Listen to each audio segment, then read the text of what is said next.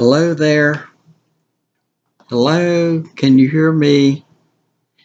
I'm not hearing me.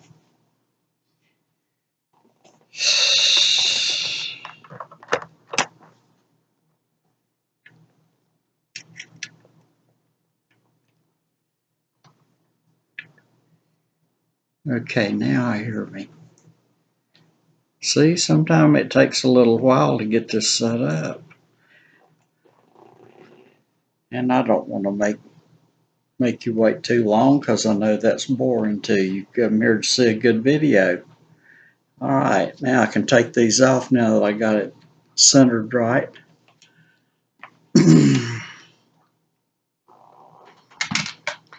Now I've made a couple of videos for you showing you some of the techniques of using knives, etc., things of that nature. Well, I'm going to show you a few other little things that,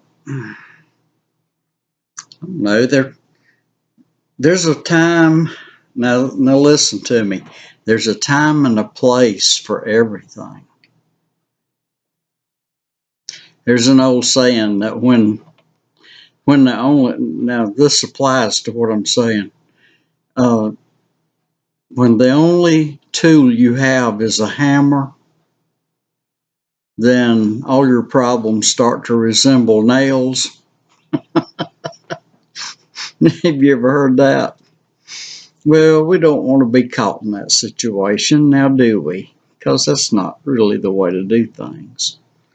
So, yes, I'm wearing my little nightie tonight. This is not this is not to wear out to Walmart. This is comfy around the house. Okay, so I don't look very Green Beret-ish tonight, do I? Well, that's too bad. John Wayne can go jump off a cliff. Okay. All right. Let me introduce you to this little boy. I've had this. This is the Marine K-bar, the world famous Marine K-bar knife. Okay. Now, I've got it set up here so that on the sheath of the knife, which holds it. For those of you that don't know what a sheath is, most of you do, I'm sure. But those that don't, the sheath is this part. That's what it sits in. It holds it firmly, won't fall out. Better not, or you're in trouble. This part lashes around your leg, around your thigh, holds it down tight. If you're running or something, it don't go flopping around all over the place on you, all right? That's what that's for. And this up here gives it a little extra secure around the top of the handle. Now, the K-bar has been around since World War II, and it was used in Korea. It's an all-around survival knife and a fighting knife. They use it for everything, the Marine Corps. Now, if you know what you're doing, you also put you a leash on it. You see that? It's like that. Why? Now, I'm going to show you something really stupid, okay? This is what you see in a lot of movies. You don't want to do this because it's really stupid. Don't put your knife out there in front of somebody like that so they can take it away from you or kick it out of your hand. Oh, I dropped it. No, I didn't. Just looked like I dropped it. See there? No, I didn't. I didn't drop a thing. It didn't go nowhere, did it? No, it's just right back here in my hand again. Now, a lot of people don't. How many times in a movie, this happens a lot in the movies, somebody will come at somebody with a knife and they'll get it kicked out of their hand, and there goes a knife scooting all the way across the room. I get tickled every time I see that. That is so funny because they ain't got sense enough to put it on a leash. It don't go nowhere. It just stays right there. Drop it, get it kicked. Somebody grab it and try to take it away from you. They're not going to take it away from you either. They're not going to do it. It's right there. It's going to stay right there. Okay. Now, that's the main point I wanted to make with the K-bar, with the leash. Without the leash, it's just another knife. It's a fighting knife, yeah. It's a good survival knife, yeah. But it's just another knife without the leash. Now, the hilt on this, most fighting knives or killing knives need a hilt. And the reason they need a hilt, for those of you that don't know this, is so when you do engage something, whether it's human or lion or whatever, leopard or tiger, when you do engage that animal or that person, you don't want your hand sliding down here on the blade, which that happens a lot with kitchen knives. These wives that get mad at their husbands and stab them. Well, all the detective has to do is say, "Let me look at your hands." And especially if she's already got her hand bandaged up from where her hand slipped down on with a butcher knife. It ain't got a tang on it. I mean, a hilt on it like this. The hilt is this part. It goes around and it protects your hand from sliding down on the blade. That's what it's for. Now, yeah, the detective will just say, "Let me look at your hands a minute." See if you've got cut marks down your hands. Anyway, that's sad commentary on American home family life. But those kind of incidents pick up on Super Bowl Sunday. Yeah, the wife's had enough of football, and she's gonna come at you. It happens. Yeah, the Super Bowl Sunday. My landlord is a retired sheriff's deputy from San Diego, California, and he's the one that told me that there's more violence on Super Bowl Sunday. That's when all the cops, they dread it because they know the wife's had enough football, and one more big blast is just all she can take. She can't even take that. She's mad. So that's one of the things that happens. Now I've got it all secured back, but the thing is, I don't really like it that way. You can't get to it quick enough if you need it. So what I do, I undo this one, and then I clip it back together and let this part of the handle up here just dangle, because I'm not going to secure it up here. Not unless I'm going to carry it around my neck like this. Then I will. Then I'll use that snap. And I like to carry them like this around my neck, because what I'll do, it won't just go around my neck. It'll go around and back under and around back behind. I'll have it wrapped around. You're not going to take this rascal away from me. It ain't going to happen. Nope. That stays right with me if I can carry it. Okay. Now, this is And that was an original K-bar knife. It's made by the Spec Ops company. They have a version of it that they make. And those of you that know your knives real good, you're probably familiar with that one. It's got a rubberized handle instead of the old time handle that they came with at first. Now this one, stainless steel boot knife. It's got the Special Forces seal right here at the hilt. But I'm going to be honest with you, this is for emergencies. This is like if you're already down on the ground and somebody comes up at you and that's all I would use it for. Because you see, it's not a very long blade.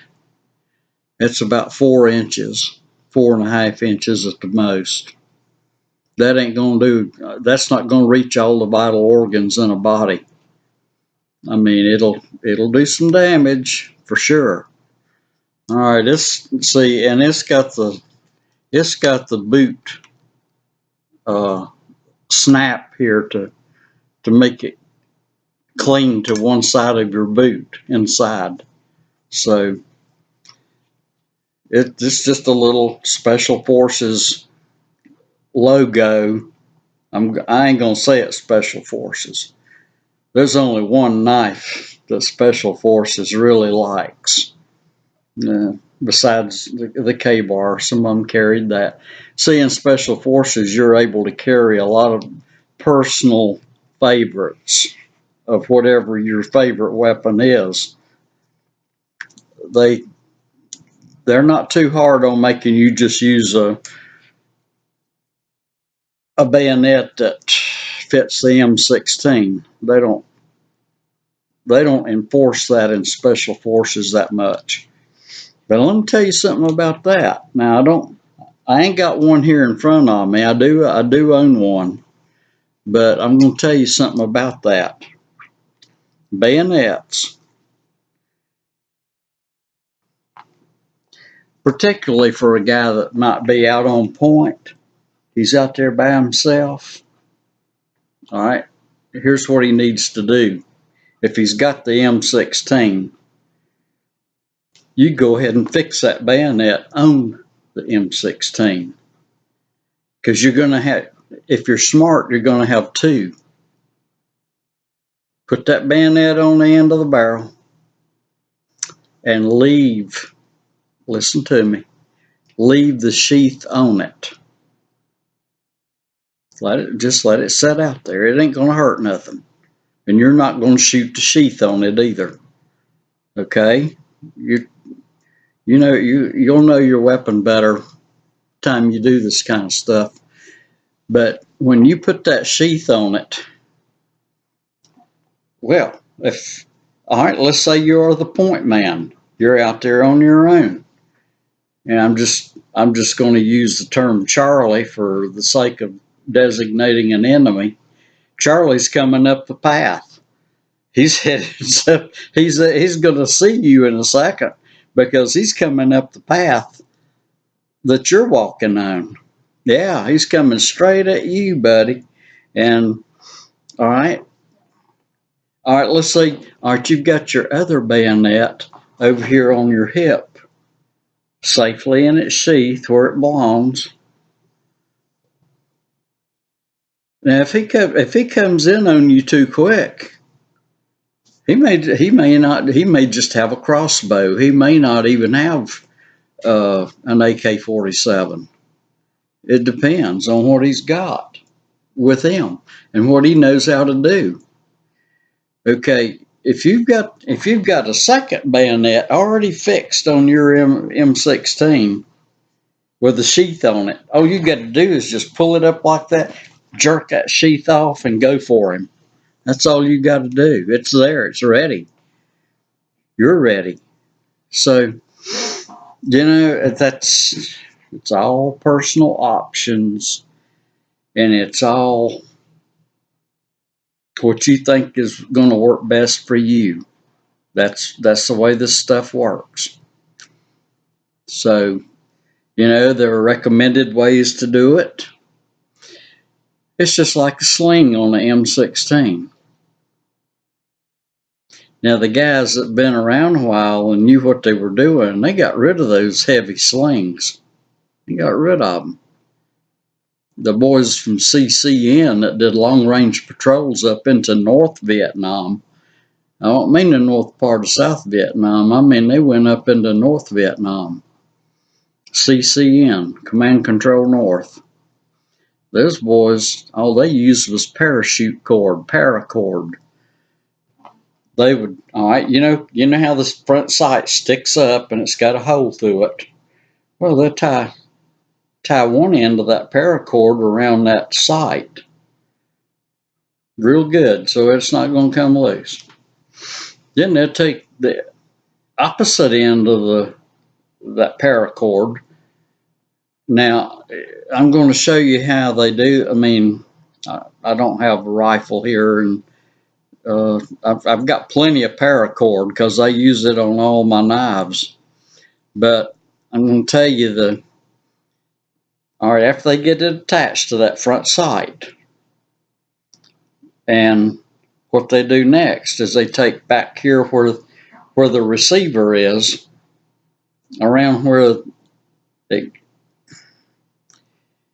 goes around the hand grip and the stock, that area. You tie the second piece back there, the other end of it. Because when you do that, now you've got your sling above your weapon instead of dangling underneath it to snag on a limb or something. Now you've got it up here, and what you do, let's pretend that the gun barrel's right here in your face, sorta, in my face. You attach it there, you run it over your shoulder and down to the gun, and to the rifle, and you're just sitting there with your hand on the handle, with your finger stretched out there, ready to use it. You don't keep your hand on the trigger, you know that, but you're ready. And the only thing you see is a string running from that front sight over your shoulder back down to the rifle. That's all you see. And you walk like that, and it's pretty comfortable. Yes, it's narrow. It's not as comfortable as a sling, but it weighs a whole lot less. It's less weight that you're carrying. It's just a paracord for a sling. Now, I'm going to show you some of my babies here. I like them. You don't have to like them. You use what you want to use, okay? Whatever you think's good.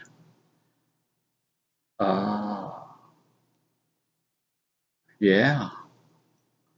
Now this is a heavy one. This one weighs several ounces. Yeah, gosh. I just stuck myself with it. If this hits somebody and hits them with some speed and energy behind it, they're going to be hurting for certain. This is not like a little tiny throwing stars. These are some really good ones. And their edges are razor sharp. I'm going to show you something. Now, I've thrown these for years, and I love to throw them. I like the big ones like this, and I'm going to show you why. This is about the size of a softball. The girls throwing softballs. Yeah. Well, just looky here. What I can do. You want to see what? And I'm in the house. I'm not going to throw them.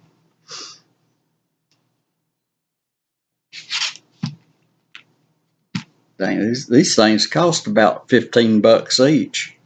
These are good ones. These are not play toys. And the reason I've got 3 of them here is I want to show you how I used to throw them. One.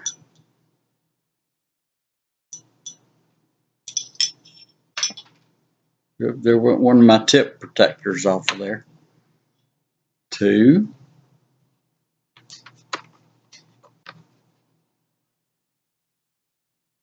Three. You see that? Take a good look at this now. I ain't just showing you the stars. I want you to see how I'm holding them. You've got one here between my thumb and forefinger, one between the forefinger and the middle finger, and the third one is right there.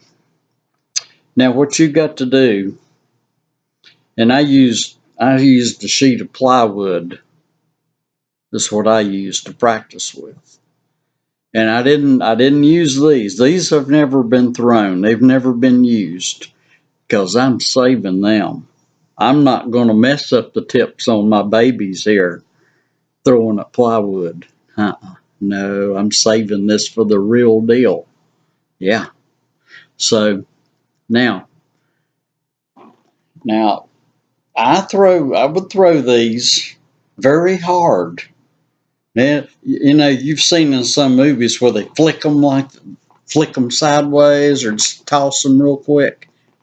No, not with these. These are going to be thrown about like a baseball. And when they leave my hand, they're going to spread out like a shotgun. Uh-huh. Now you may hit all three on the same person, or they may spread out and hit three people.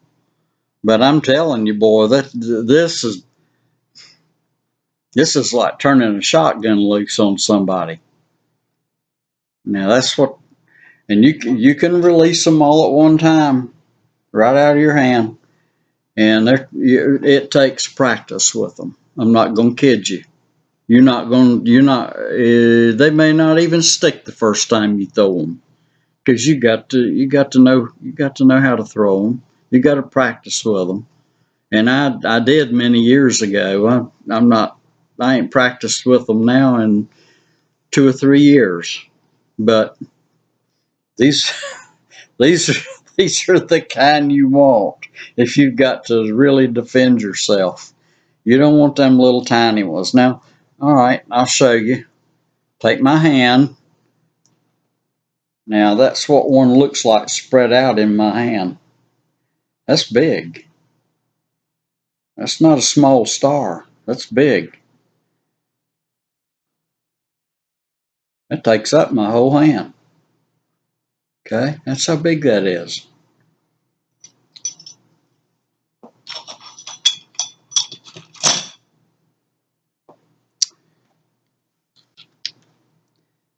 You've seen them used in movies. I know quite a bit. I have too. I mean, but they're smaller ones generally, and they're lighter weight, and they're not as effective. Now they could be if you really know how to throw them good. If those of you that have thrown darts before, if you can throw darts good, you can do damage with that too. Yeah. So, all right. Now I like the Gerber Knife Company, not the baby food company, but the knife company. I like Gerber knives, and this is a new one that it's sort of new. It's been out 2 or 3 years. This is their version of a little machete slash Bowie knife. Cause, well, it's got its own nice little sheath for it. And this one doesn't have a clip to go on your belt. It don't on that one. Now I haven't worked on my leash here yet. I just got this recently. Now I could just use it like it is.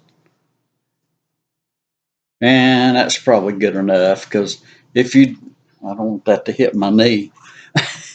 But if you do drop it or it comes loose from your hand because you hit something the wrong way or something, well, it ain't going to go too far, but you got to watch.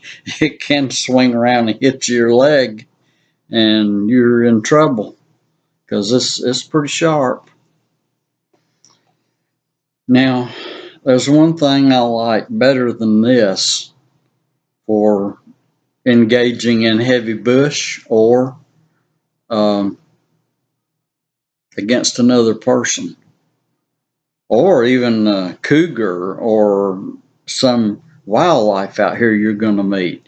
You know, have you ever seen a video of a deer attacking a person? Oh boy, yeah, they can come down on you with them with their hooves and that racket they carry. They can attack a person. For those of you that's never seen that video, I'm telling you, I saw a deer on a video that just about stomped a guy in the dirt bad. I mean, I didn't know if he was going to be able to fight it off or not. It was really bad.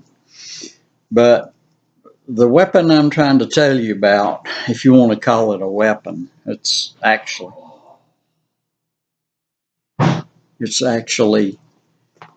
uh,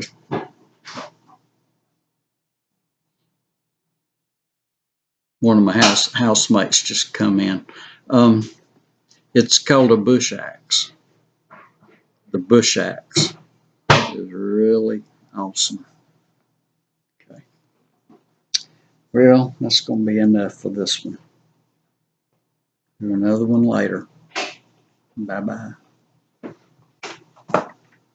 Come on. Doing another video, little training video.